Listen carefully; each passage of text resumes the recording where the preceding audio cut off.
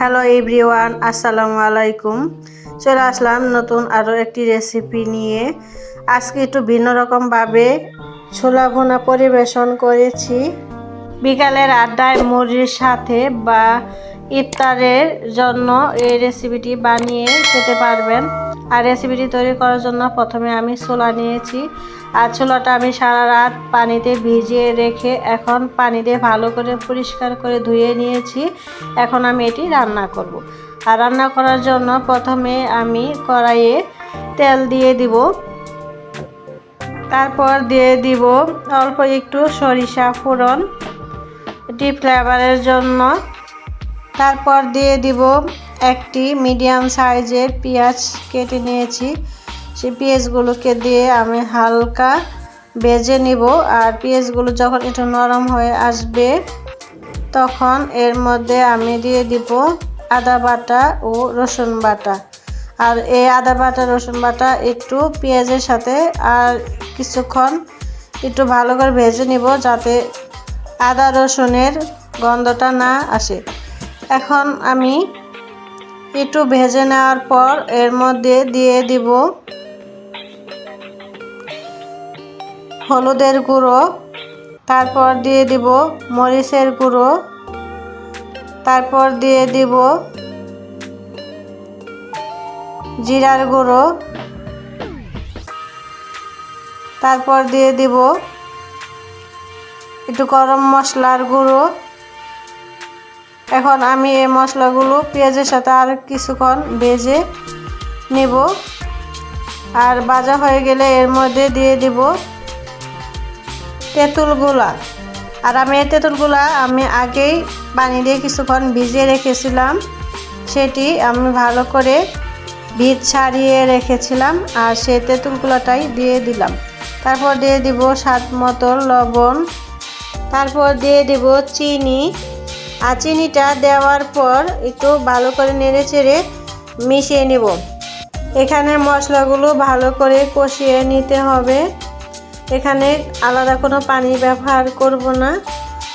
আর মশলাগুলো ভালো করে কষানো হয়ে গেলে তারপর দিয়ে দিব ভেজানো পরিষ্কার করে রাখা ছোলাগুলো। আর ছোলা দেওয়ার পর আরও একটু কিছুক্ষণ নেড়ে চেড়ে ভালো করে মশলার সাথে কষিয়ে নেব। কষানো হয়ে গেলে এর পর্যায়ে দিয়ে দিব 2 থেকে 3টি কাঁচামরিচ কুচি।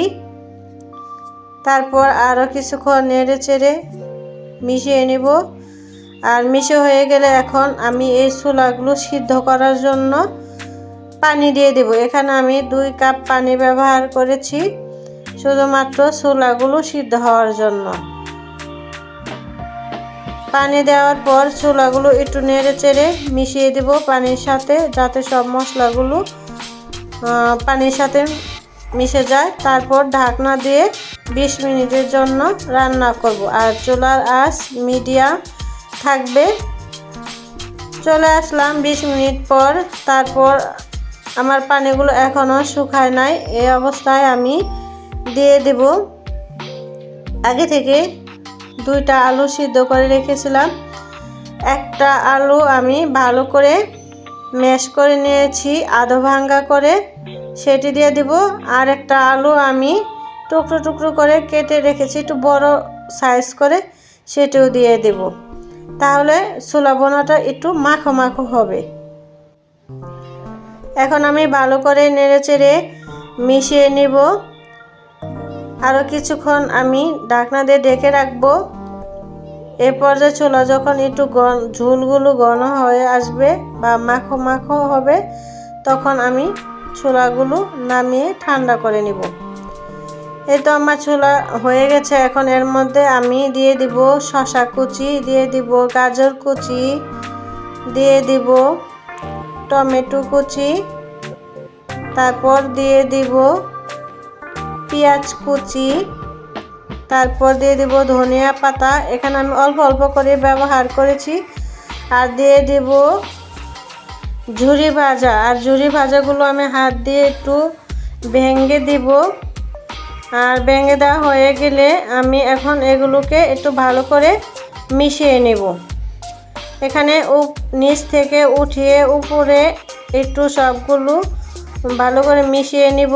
আর মিশানো হয়ে গেলে এখন আমি পরিবেশন করার জন্য উপরে আরও কিছুটা শসা কুচি, তারপর গাজর কুচি, ধনিয়া পাতা ছড়িয়ে পরিবেশন করব। দেখেন ছোলা ভুনাটা কত সুন্দর হয়েছে আর অনেকটা কিন্তু লোভনীয় হয়েছে। আর এই রেসিপিটি খেতে কিন্তু অনেক মজা। আপনারা চাইলে বাসায় বিকালের আড্ডায় বা ইফতারের জন্য এই আইটেমটা রেডি করে খেতে পারবেন। আর আমার এই রেসিপিটি যদি আপনাদের ভালো লাগে অবশ্যই একটি লাইক, কমেন্ট, শেয়ার করবেন। আর পরিবেশন করার শেষে ছোলা ভুনার উপরে একটু জিরা ভাজা ছড়িয়ে দিবেন, তাহলে এটা খেতে আরও সুন্দর লাগবে। দেখেন কতটা লোভনীয় হয়েছে, আমার তো জিভে পানি চলে আসছে। আমি এখন খাবো। আজ এ পর্যন্তই। আল্লাহ হাফিজ।